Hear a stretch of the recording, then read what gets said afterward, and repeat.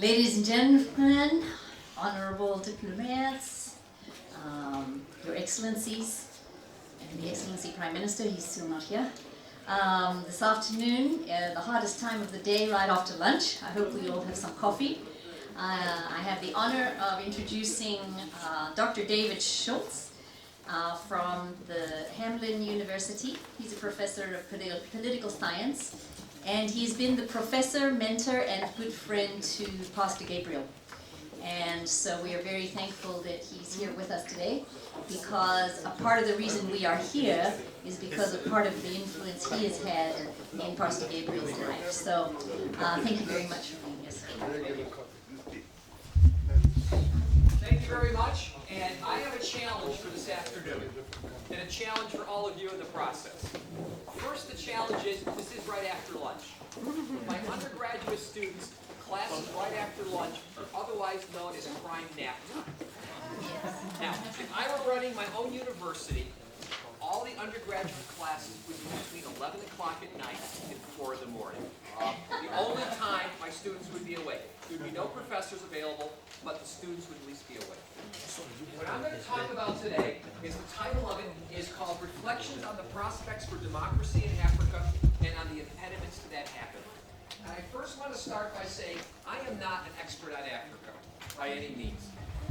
All of you in this room know far more about Africa than I do.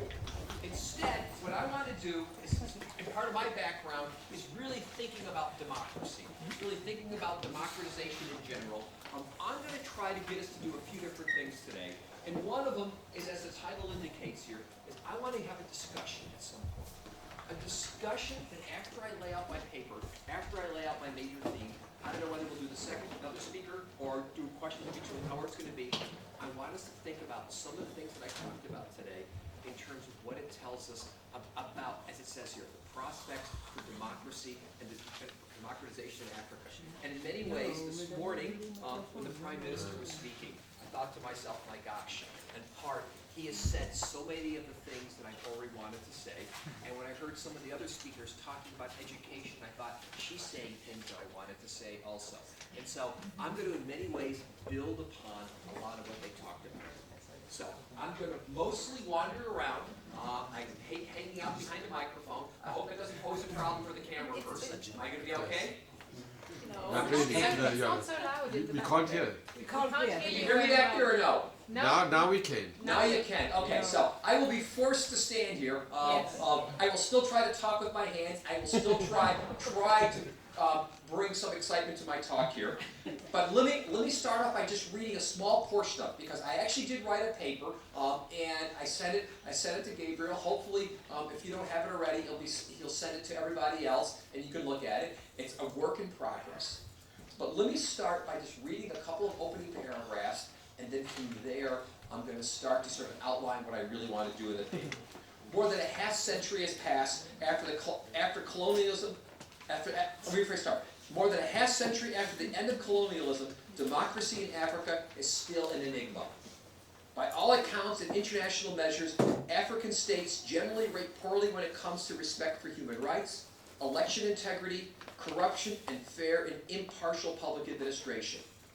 While 50 years ago, independence looked to have situated much of Africa within what Samuel Huntington, a famous political scientist, called the second wave of democratization, the ability to stabilize Western European-style democracies across the continent of Africa not only appears to have had mixed success, but some organizations such as Freedom House have even described a retreat from democracy across many countries in Africa. Additionally, others contend that democracy, or one manifestation of it, that is, elections, are merely a facade or shell that masks some underlying anti-democratic or authoritarian regimes. The question is why.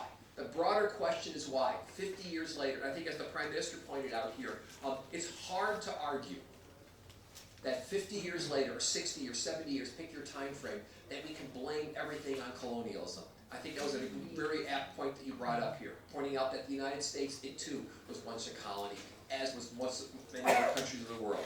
And so what I'm going to try to get us to think about here is why specifically after 50 years has democracy faced such a rough road, and what are the future prospects for democracy forming and flourishing across Africa?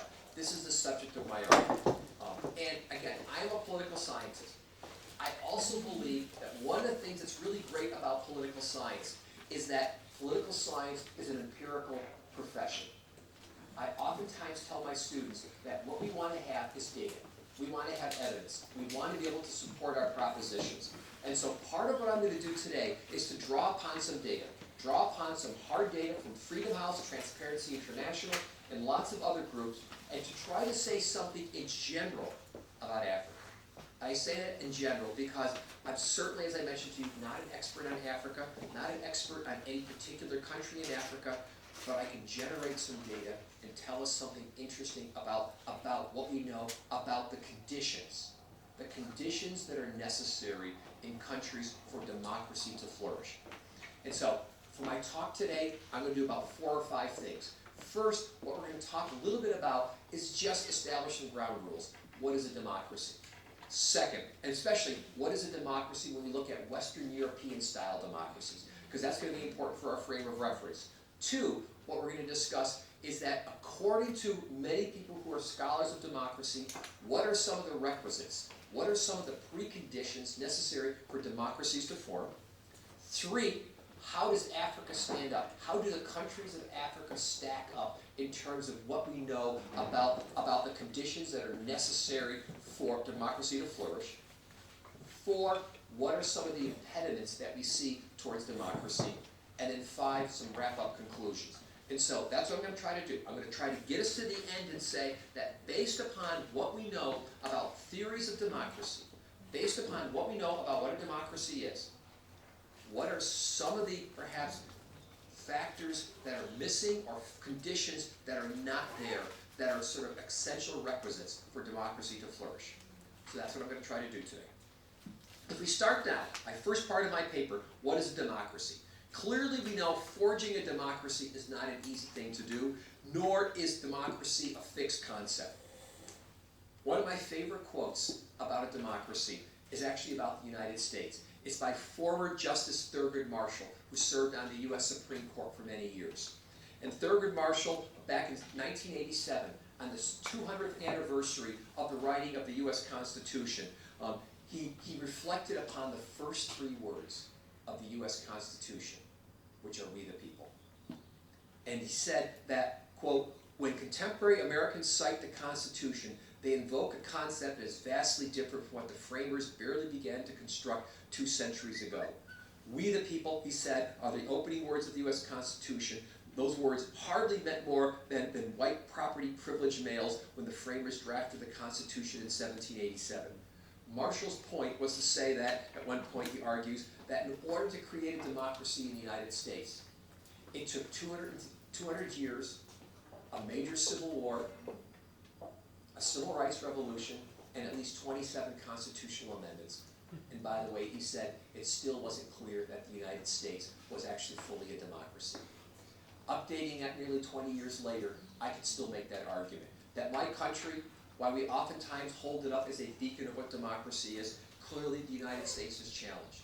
Clearly the United States offers only one measure, or one conception of what we mean by a democracy. And so I say that because I oftentimes say to my students that the United States is an experiment in people ruling, an experiment in what a democracy is supposed to be. And we haven't gotten it right after 229 years. Not sure that any other country has gotten it right either. I just point that out because 50 or 60 years is not a long period of time to establish a democracy, and it's not something we can do overnight. I should point out, the United States oftentimes, of course, thinks that democracies are easy to form. I won't even go into a long discussion today all about Afghanistan, all about Iraq, and all about several other countries that we actually tried to create into democracies and have been miserable failures for a whole bunch of reasons. But when we think about democracy, initially I want to suggest that the forging of democracies in Western Europe, and again, that's going to be my standard, because when we think of democracy, we oftentimes think of sort of Western European style democracy. Really, when we think about the creation of sort of Western European style democracy, it's really the confluence of three different concepts, three different sort of forces that came to bear. First is about the concept of democracy, about this concept in terms of the people ruling. Second, it's about a concept called liberalism. And I don't mean liberalism in terms of conservative versus liberal. I mean liberalism in terms of a concept, a series of ideas owing their origins to philosophers such as John Locke, which have a fundamental belief in the idea of individual liberty, a fundamental idea in terms of the concept of individual autonomy. And third is the concept of constitutionalism. The concept of constitutionalism, which is all about what? About a series of propositions that include what? For example, the ideas of rule of law, the ideas of things such as limited authority, the ideas of believing that governments have definitions, limits in terms of the powers that they can exercise. Constitutionalism in the sense of what? Of thinking in terms of the fact that institutions matter. And I'm going to come back to that, because at some point I want to argue institutions matter. Political institutions, what they're supposed to do in a democracy is to channel political power. They are meant to break up political power. As I describe to my students, think of constitutions, think of democracies as big machines, as machines with lots of moving parts. And for the machine of democracy to work, all the parts have to come together. Among those parts has to be the institutionalization of certain things that we call democracy, of certain things we call liberalism, of certain things that fit into a framework of a constitution that divide up and break up political power. And so I would just simply start off by saying that when we think about a democracy, democracy in terms of a Western model is really the confluence of three different concepts, three different trends coming together. Second thing, in terms of trying to understand what a democracy is, I get to refer to perhaps one of the best American theorists about democracy, Robert Dahl, very, very famous professor at Yale University, who essentially made a career of writing about democracy. And he said, for example, that he lists what he calls 5 criteria or values. Because in some sense, democracy is about a core set of values as well as it is about a set of institutions. And he said those values are, among other things, voting equality, effective participation, an enlightened understanding of the electorate and the leaders. It is about the control of the political agenda, and it is about an inclusion. It is about having some basic values that are committed to some simple fundamental ideas.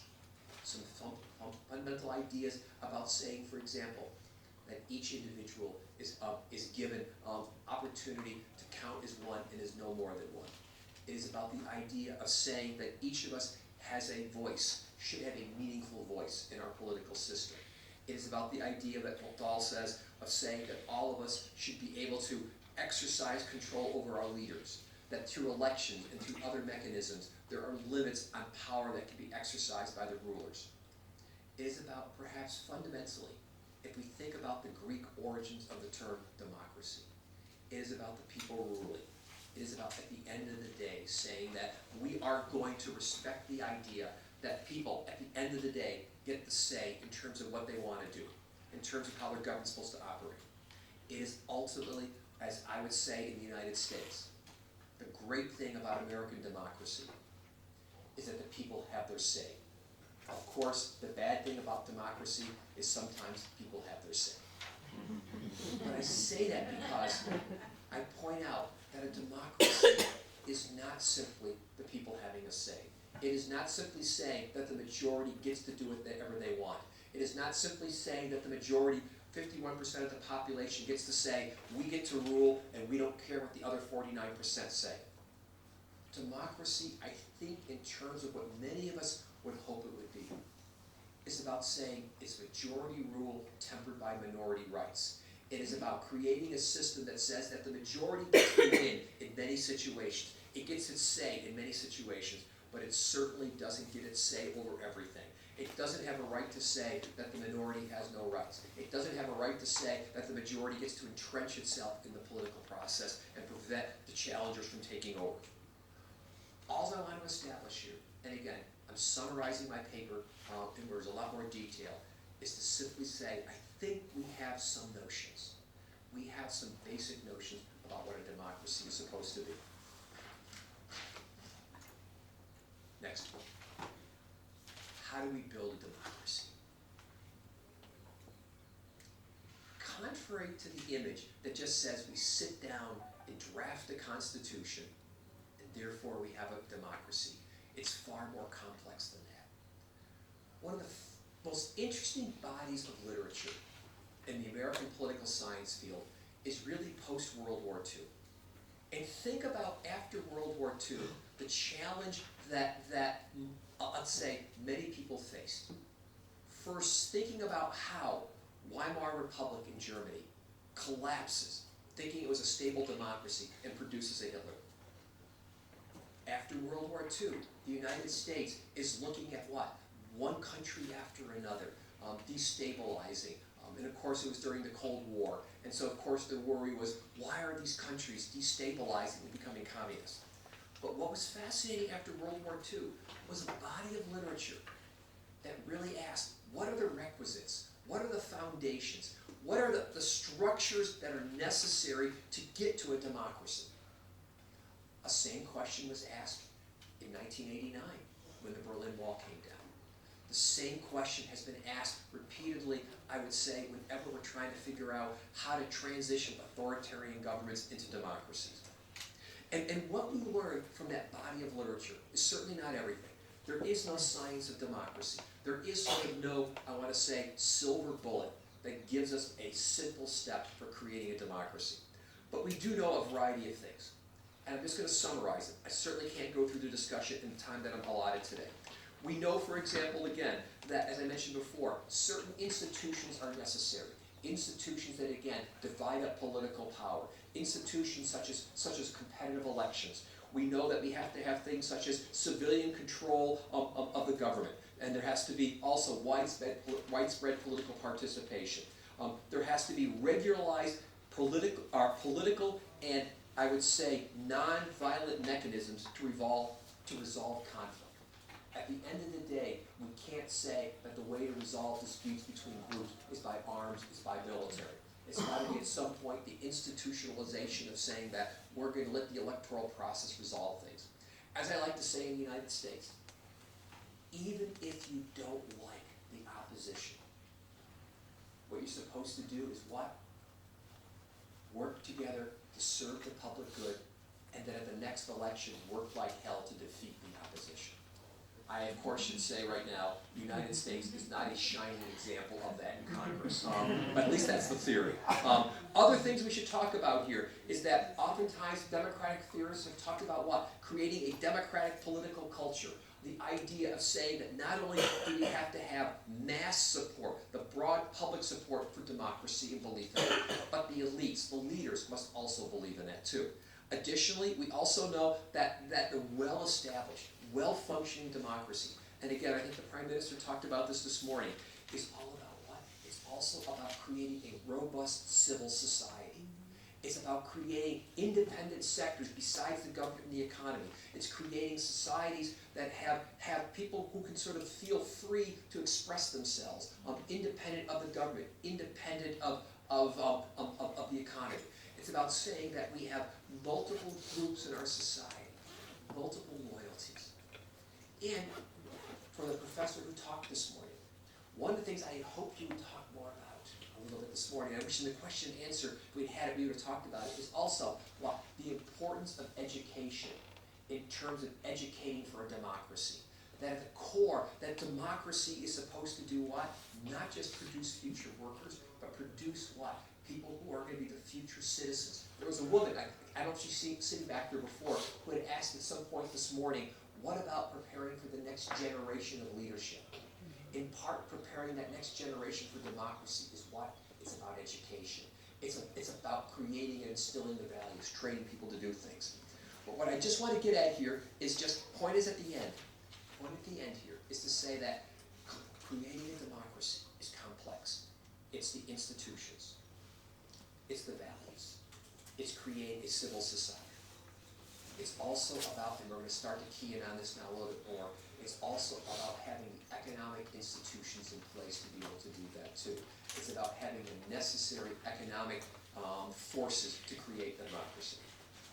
Overall, this part of the paper, and again, I encourage you all to look at it when we have time, it really outlines what we know from empirical political science in terms of the main requisites for democracy. Okay. Having said all that, how do the countries in Africa measure up to democracy?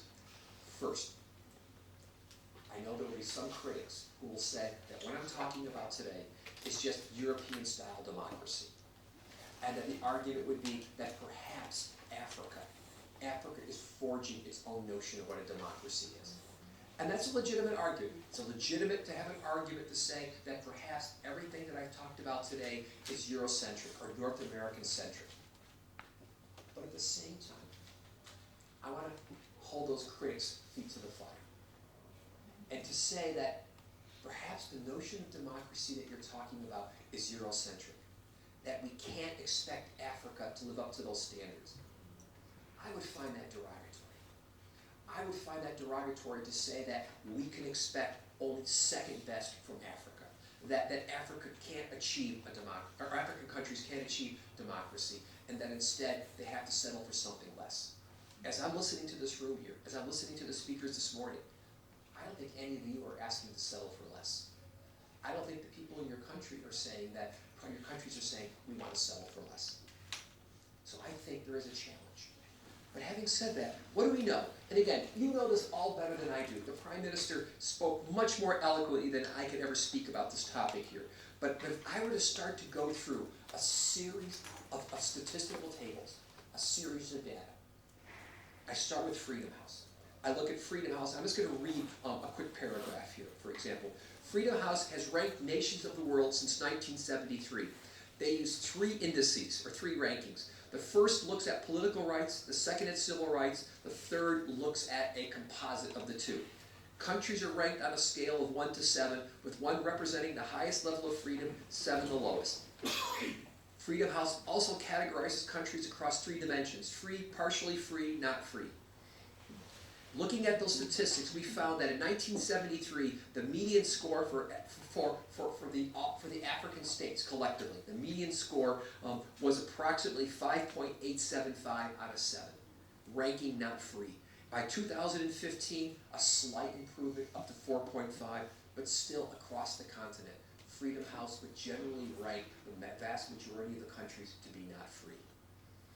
Second, the median ranking, we could go for civil liberties, parallels that we could find that over a approximately 40-year period, slight improvement, but not dramatic improvement in terms of civil liberties. Some good news. Back in 1973, there were only listed as 2 states that were considered to be free by Freedom House. By 2010, the number had actually, 2006, by 2010, the last good statistics that I have here, no, 2015, the last good statistics I had 10 states listed as free. Another sign, Transparency International's Corruption Index found that not a surprise, and someone again alluded to it this morning, that collectively across Africa, the rankings for corruption in Africa are dramatically lower than than other regions of the world. Additionally, we could look at some other statistics in terms of understanding something about democracy in Africa. Again, let me read briefly another paragraph. By one estimate, between the years of independence and 2012, there have been at least 200 failed and successful military coups in Africa. Alone between 1990 and 2001, there were 50 attempted military coups in just sub-Saharan Africa alone. Peaceful civilian transfer of power through elections are described as the exception and not as the rule across the continent. Additionally, after a burst of activity during the Arab Spring, and I don't think we have any representatives from sort of the northern part of Africa here, but I can still throw them into our discussion here. After an additional brief burst of activity during Arab Spring, perhaps only Tunisia emerged from the Arab Spring as somewhat more free of a country. Countries such as now Egypt in Libya, in many ways, have either made no progress or in some ways have lapsed even further back. All I want to establish in this section, and they get to two last quick sections, and I'm done here, is to say that by most major indices, by most major indexes, by most major studies that look at the state of democracy in Africa, as again, some people pointed out this morning, the countries across Africa remain challenged. Fourth part of my paper looks at sort of the prerequisites. What are some of the things that are critical for democracies to form? A lot of the literature, again, over the last 40 to 50 to 60 years, has divided across several different things. One of them, for example, talks about the important role of economic development. Now, I remember in ancient history days, back when I was in graduate school, it was all about Eugene Rostell's theories of economic development, about the different stages of economic development that said that democracies could not form until we reached a certain point of economic development. Rostell's argument used to be democracy was the byproduct of industrialization, the byproduct of, or the end product, I should say, of full-blown modernization. Theories don't always make that argument now, because clearly we can have economic development, significant economic development, and not necessarily achieve democracy. The examples being, of course, China, Singapore, or perhaps even the contemporary Russian Federation are proof of this. But nonetheless, there is a linkage between democratization and economic development. I am not arguing necessarily capitalism. I am not necessarily arguing development of market structures, because we know that there's not necessarily a connection between free markets and necessarily free societies. And we can have a whole discussion about that. But we do know there are some connections. Looking at that, a couple of ways to slice it. One of them, I decided to look at the Gini index. And some of you might know what the Gini index is, which looks at inequalities across the world. And wanted to look at, for example, what are the relationships between the Freedom House rankings of countries that are considered to be free versus the Gini index for inequality. For those of you who don't know the Gini index, between 0 and 100, 0 would be a society where there's perfect economic equality in that society. 100 would be where there's complete economic inequality. The lowest scores are for the Scandinavian countries at roughly 25. That's more or less the best scores that we have here. For across Africa, one finds that the average is about 43.39. For the democracies, for countries across the world which are considered to be democracies, it's about 35.2. Clearly what we're seeing here is that on average, and many of you already know this, in fact all of you already know this, is that the level of inequality across Africa is far greater than it is for most of the democracies in the world. The one notable exception, the United States, which has an incredibly high degree of economic inequality, yet somehow manages to still get the label of being a democracy. Second, we can also look at not just simply inequality, but we can also look at a different variable, GDP per capita, in terms of how rich or how poor a country is. I use the standard GDP, again, per capita. And what we find, I guess, give you a quick statistic here, I'll read it here again here, is that, for example, among those states Freedom House classifies as free, partially free, and not free, the GDP per capita in US dollars for free societies is $14,500. I correct myself. That is in US dollars. For partially free, it's $3,682. For not free, it's $4,830. Across Africa, the average GDP per capita is roughly $8,000, putting us somewhere in the area of around clearly between free and not free, free and partially free. I can also look at a couple of other indices here which look at things such as political culture and public opinion attitudes. But where I want to wrap us up is really sort of say, what do we learn from the discussion in my paper? A few things here. What's lacking across Africa? One of them is we know institutional designs. For example, if I can think of channeling of political power as having both vertical restraints, that is, do other institutions limit power of, let's say, the presidency.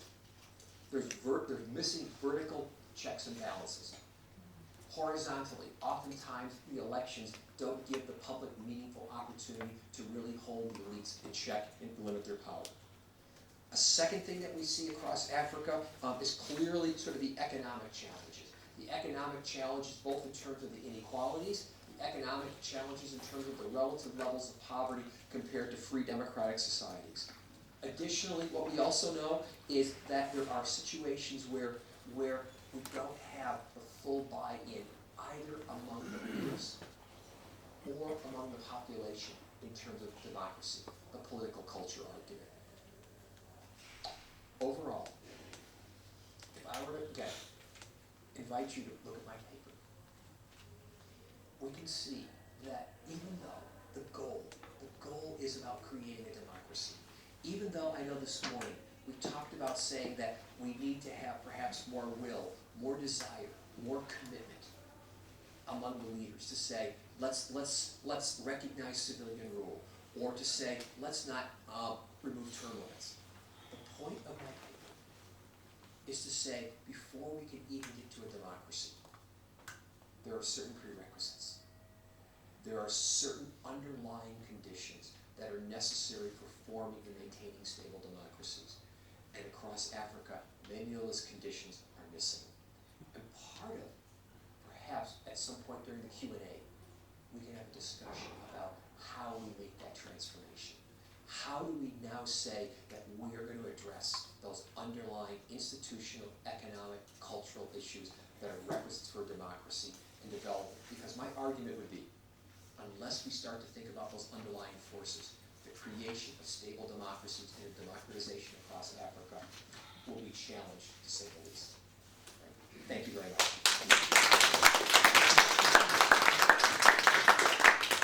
Now, I don't know if the preference is to take questions first or to have the other speaker go first. You tell me what you want to do. Question. Okay, question. As I say to my students, questions, comments, or nasty remarks. All of them are welcome. Yes, sir. Myself? It's you. Okay. I'll stand up the corner. In answering my earlier question, Raila Odinga said something which has been going around in my mind ever since he said it, because it wasn't something that really occurred to me. And that was that a lot of people vote for a representative of their own ethnic group out of safety. In other words, they feel that they need someone there. And then there's another model of that same thing, and that an example of that possibly would be Kenya itself. Sure. And there's another example, say something like Zimbabwe, where people vote for the person they don't want, Robert Mugabe, because they know otherwise there might be retribution. There were a lot of areas, tribal areas, where if you didn't vote for the ZANU-PF, they might take vengeance upon you. So the question arises, before all these discussions are very legitimate on how you get to democracy, I'm very interested to know how various delegates would react to a proposal where you bring in some kind of foreign force to stay for quite a while in all these countries, so at least you have a chance that the different ethnic groups will feel safe in voting for a nationalist party or a different ethnic group. Because one of the problems over here, and here my friend over here from Lesotho mentioned, for example, what's going on now in Lesotho, is that the leader has co-opted the security forces and the police to become part of the tools, and instead of protecting people, protecting their own rule. So you can't actually rely in a lot of cases on the local security forces. So then what's the answer? To give, if you want to really give people a start, you have to somehow tackle the security thing. So I'm interested in two things. Firstly, if it is as severe a problem as Mr. Dingo made, I'm interested in the reaction. And the second thing is, if it is, what possible solution could there be other than have some kind of outside force with an AU force or UN force to ensure that you have have the basis. Okay, okay. I'm not sure I can answer all those questions, but let me start with the second one first here. I don't think you can force democracy down people's throats. That's going to be my starting point here. And I say that because, again, I'm going to use the U.S. example. We invade Afghanistan. We say we want to build a stable democracy. It is now 15 years later. What do we have? We decided that we didn't like Saddam Hussein. We decided to invade Iraq and try to stabilize a democracy where we don't have it. My point being is that I don't think you can come from the outside, impose order, and get a democracy. You might be able to impose order. It's not going to be a democracy, but you're certainly not going to have a democracy in the sense of saying the people rule, the people control. So that's the first thing. And so, in terms of you saying, do we need to come in and just sort of basically sit on people? And my words, not your words. Sit on people to bring about order. I'm not sure that's going to do it, because as soon as you stand up, if I can use my metaphor there, the disorder reemerges. Point. Robert Putnam wrote a wonderful book many years ago called Making Democracy Work. And at the core of what he argued, and I think he's fundamentally correct, because he's the one talking all about, along with others, all about the importance of civil society. But he talked about something far more fundamental in making democracy work. And it's about the concept of social capital and social trust. I mean, think about partly why democracies work. Democracies work when they do work is because people fundamentally trust one another. They fundamentally trust that relationships are going to be ones where I can trust to work with you, or I can work with you. I can have faith in believing that people who I disagree with, at the end of the day, I can trust them not to kill me, shoot me, etc., etc. And the reason why I mention that is that partly I think why oftentimes we have the problems of ethnicity. And again, I'm not an expert at ethnicity. Is that it's about social trust. About partly what's going on in Africa, I think, is lots of things going on here, but it's about the fact that some groups don't trust other groups. Some groups don't trust that if they vote for the opposition, the ruling party is going to give up power. Or some don't trust the fact that perhaps that if they shift power to let now a different group rule, that they're not going to face retribution. When I teach back in the United States, I actually have in my notebook a magic wand. I carry to class. Not a real magic wand, of course, but I have a magic wand.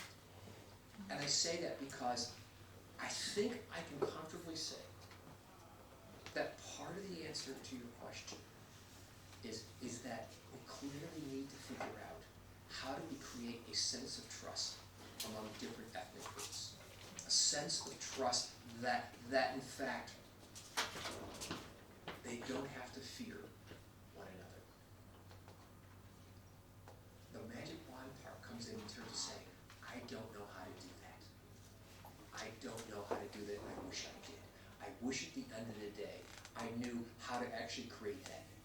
And the literature in democracy talks about complex patterns of building institutions, again, that break up political power. It's about saying that what? That we create meaningful competitive elections with the belief that if I lose as the ruling party, I don't want to now be in a situation where I'm the losing party, and now the new majority party could do whatever they want to me.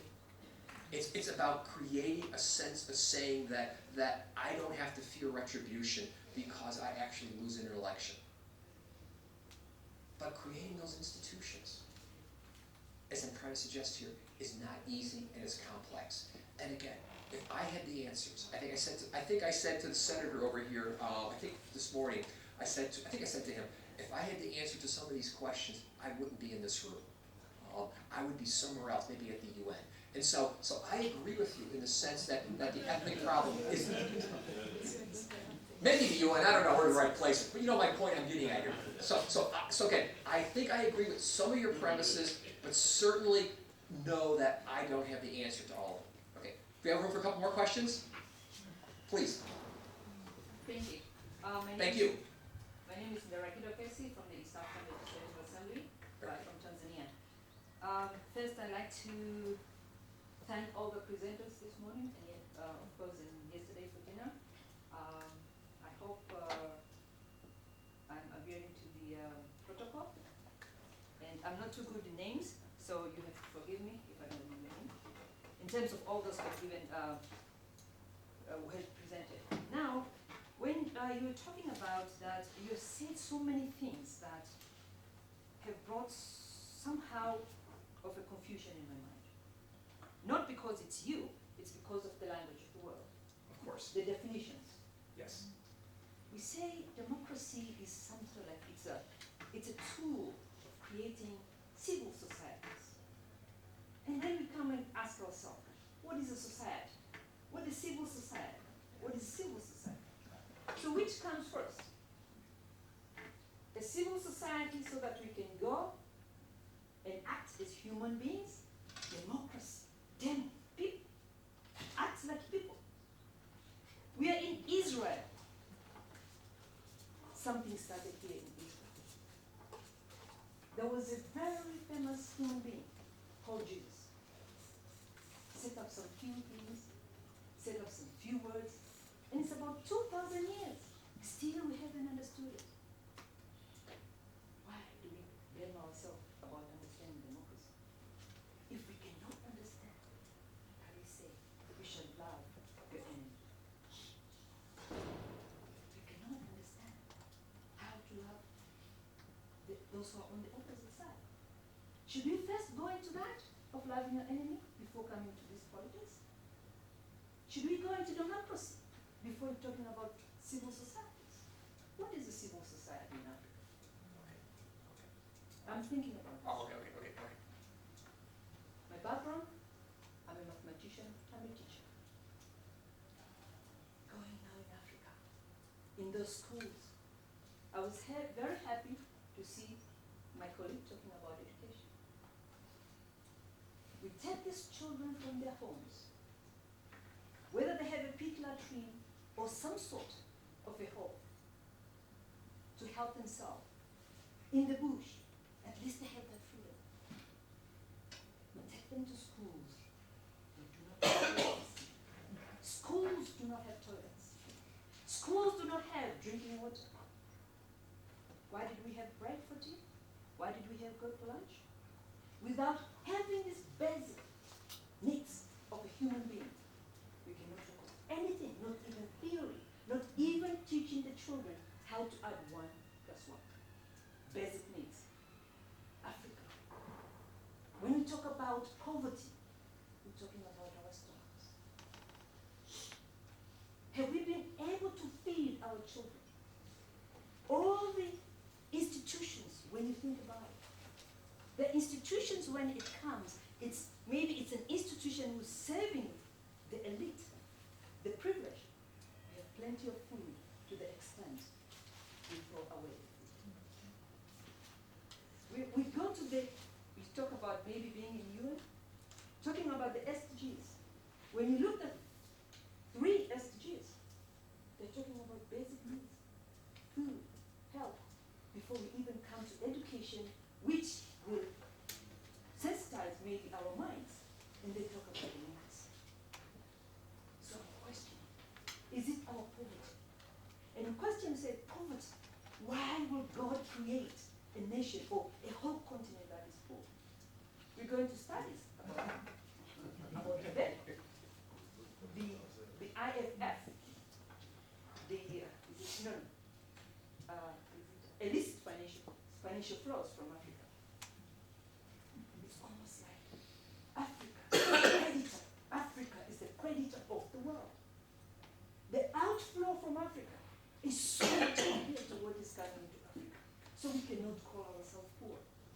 So what is missing here? We are rich, but it's flowing out. Who is pushing behind this, pushing the resources of Africa out? And what is civilization? Which comes first? Democracy, or the democracy which will bring civilization, or some sort of civilization which has to do with democracy? That's my question. Okay, good.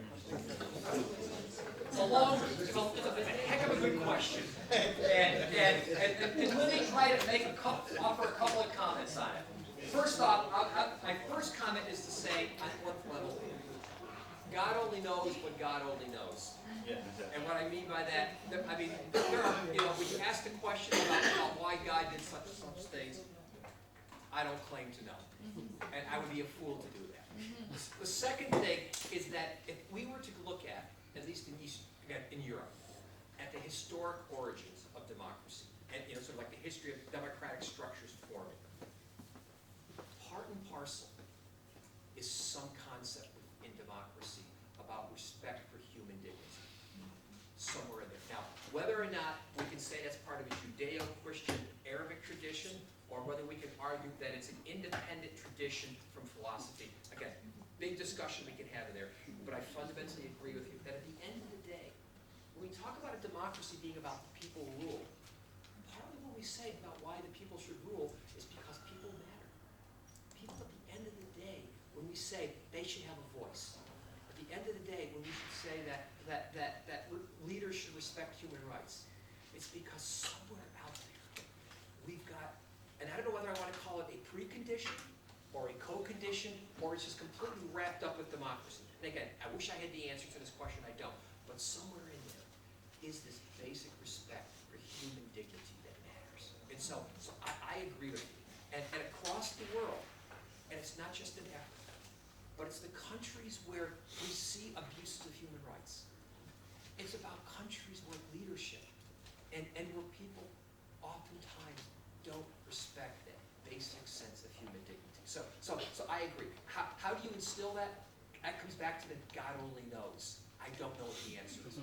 But the other point, and I'm serious, but the other point I want to get at here, and this connects to actually a question that somebody raised this morning and was talking about FDI, foreign direct investment in various countries in Africa. Now, I am old enough now that I can refer to old literature from a long time ago in my studies. And talked about how that in many situations, foreign investments by other countries were not done to make that, let's say, to make a Zimbabwe or to make a South Africa or whatever country rich. It was foreign investment to extract money out of that country and transfer it back home. It was, in some sense, not just political colonialism, but economic colonialism. And part of, and again, I'm certainly not an expert, and please, recognize the limits to my knowledge about Africa. But my sense is, and I would have loved to have had the person from Israel, sort of at my talk this afternoon, to sort of have discussion and say, well, what type of foreign investments are we looking at by Israel in Africa? Are these foreign investments to help Africa develop, or are they foreign investments to help extract money out of Africa? I mean, my sense is, and again, correct me if I'm wrong, and someone pointed out, I can't remember if it was the Prime Minister who pointed out this morning, that China is a major player in Africa right now in terms of investments in Africa. Is China investing for the purposes of helping Africa? Or resources away from Africa? I mean, to me, it's part of about, again, to use the old language that I used when I was an undergraduate, it's about economic colonialism somewhere along the line here. So that's sort of my comment about the poverty. Africa is rich with people, rich with resources, rich with very many things. But the rest of the world investing in Africa is not necessarily to help Africa, but to help themselves. And so those are my two comments. One about dignity and one about Africa, about economic development. Okay. He's going to give me the hook pretty soon, I know this. So one more question? Yeah, one back there. Okay. I wasn't sure if he's giving me the hook or no, go ahead, please. Someone just mentioned, you mentioned about Israel giving aid to Africa. In the South Africa arena, basically, the water drip irrigation and Israel's expertise in water, Israel was very prepared to give its knowledge and its know-how and its technology to South Africa. Unfortunately, the University of Johannesburg, because of political reasons, they excluded Israel and they stopped the cooperation. And they had a conference that was about a week ago, and because the South African ambassador, Arthur Link, the Israeli ambassador to South Africa, Arthur Link, was going to appear, so they cancelled the conference. So on the Israeli side, they're really willing to help the indigenous people, definitely. But the country, because of political reasons, aren't prepared to take that help. I have no basis to be able to comment on that one way or the other. I have no knowledge of that. So if others want to basically comment on that, I would invite them to do so, but I really am not in a position to do that. Anybody else? Otherwise, yes, oh, a couple more, good, all right, go ahead. Sure. I'll stand up here until my student tells me to shut up, all right. To me, I think the problem is that a very complex problem. Yes. And you cannot have one answer. That's right. That if you do this, you'll get that. Exactly. If you do that, you'll get that. That's exactly what my point was, It yes. appears to me that you must have really a multifaceted approach Yes. to all the issues. Yes. But one thing that stands out is that you can have the constitutionalism, rule of law, unit authority, and so on. You can have an excellent constitution. But unless people, and the leadership particularly, believes in the letter and spirit of that constitution, that's just paperwork. I think it was a famous American jurist called Julius Storm who said that unless that constitution is written on the hearts and minds of people, it is meaningless. Yes. So how do you create, therefore the question now becomes, how do we create a culture of constitutionalism? Having put the constitution in place, how do you now create a culture so that the people really feel that this is their thing, which anybody can violate at their own peril? That's what Julius Storm, the American jurist, said. When you come to the building of institutions, okay, you can have independent constitutions which are well safeguarded under our constitution, which say that, you know, when you're appointed, you are there for so many years, nobody can help you because of what you have done. But unless the people are running those institutions actually are committed and believe in delivering in accordance with the constitution, if they're just there at the behest of whoever is there, I tell you, they'll be there, but those institutions which we are talking about will not serve any useful purpose. I'm sorry to use sometimes upset me, but that is the truth. And therefore, the issue now becomes, how do we create that culture in the people to be able, when they are appointed, to behave in accordance with the letter and spirit of what they have been appointed to do. You can talk, and that's why, to me, the whole thing now becomes a culture. And therefore, you have questions, particularly in Africa today, tourism and so on. You have questions to me is the most important question this afternoon. How do we create that culture? How do we create that trust, not only amongst ourselves, in Africa, among the communities, the ethnic communities? How do we create that culture? And then now we go to the lady from the university. That's a question I have. How can the universities, we know about academic freedom, we know about all those things. We know about technology, we can produce them, they can do many things and so on. But it's interesting all these things, and let's be a proper governance. Now, what is the role of the university? What is the role of our education system in producing that culture, in producing what we call the responsibilities of, say, citizens? When we're in the outcome, went there to study law. And when our military education came, and we all went to the streets and supported it, there was one area we almost did not like. But then it turned out afterwards that it was the best for we as students. Because when we had to study law and we don't want to study anything else apart from the law, we didn't want to have a background of economics, political science, what is Ujamaa, all those things we didn't want. We wanted to study what criminal law, civil law, company law, and so on. But then it turned out that actually, and then that subject became compulsory in teaching us the responsibilities of a citizen, what you do, and so on.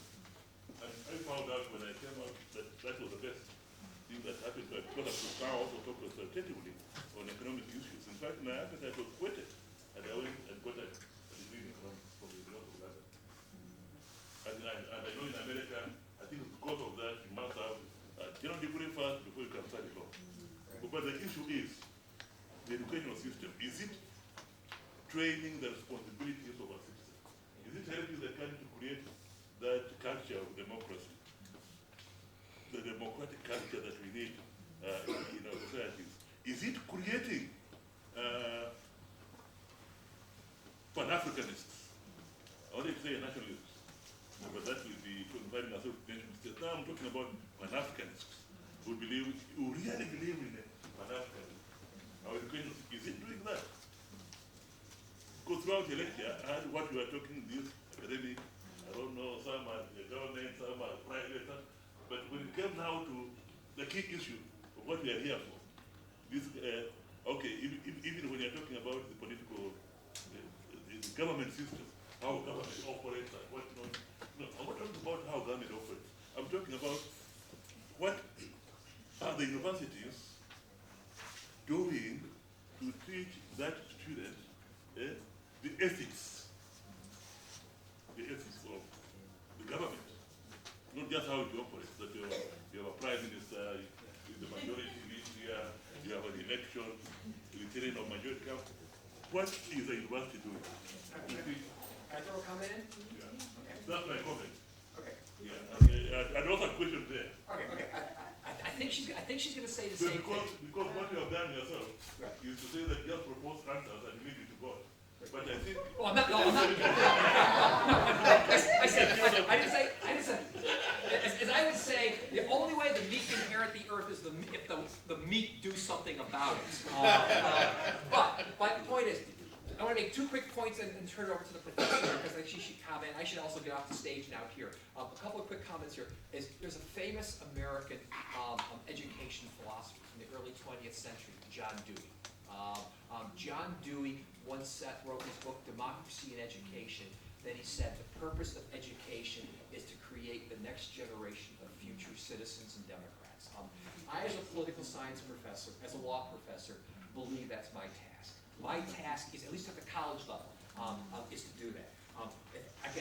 I think even at what we call from kindergarten through 12th grade, our required schooling in the United States, I actually believe that what we call civics education in the United States, teaching people how to be Democrats, is a core mission of what education should be all about. And so I absolutely agree. That's one great comment. The second comment I'm going to make here, and then I'm going to exit from the stage here, just tell you a quick little story about myself. Back in the early 90s, I was teaching in Texas, in the United States. And there was an Air Force base, Lackland Air Force Base in San Antonio. And they called me once, the U.S. Defense Department. And there was this program called Defense Language Institute that had been created a long time ago. And it was a program where we brought military officers to the United States, supposedly to teach them English. Jimmy Carter, who I have enormous respect for as a president, maybe not the best president, I have enormous respect for, had a wonderful idea back when he was president. He said, if we're going to bring foreign military officers to the United States to teach them English, why don't we also have the opportunity to talk to them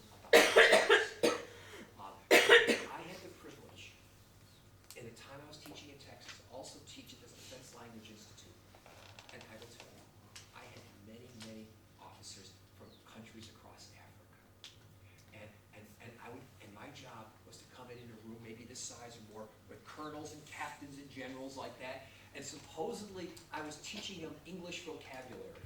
But there was something more going on. We were talking about things such as, we would talk about the U.S. First Amendment, about freedom of speech, and so forth like that. My point being with the story here is that I, even there, believed that the idea was that you had to inculcate, develop in people the belief in democracy, the belief in what it means to say respect civilian rule. It's in part, at some point, I agree with you, at some point, it's all about culture. Well, clearly, culture is tied in with a whole bunch of other things too. But at some point, I don't know about you, the two things that amazed me most in my life, when I was a little kid, if you had told me that Nelson Mandela would eventually become president of South Africa, and that people would walk out of their houses in 1989 in Eastern Europe and say, I've had enough, and bring down regimes, I would have said, you're nuts. But guess what? At some point, the people in those situations said, we're not going to put up with it anymore. It was about the people saying that this is what we want. And how do you get to that point of where people walk out of their houses across Africa and say, we've had enough? Again, this is the part that I say, God only knows, and I wish I knew. Why is it that here and not there? Yes, I don't know. I really don't know. All right, anyhow, I got to exit from the stage, otherwise we're going to be here way over time.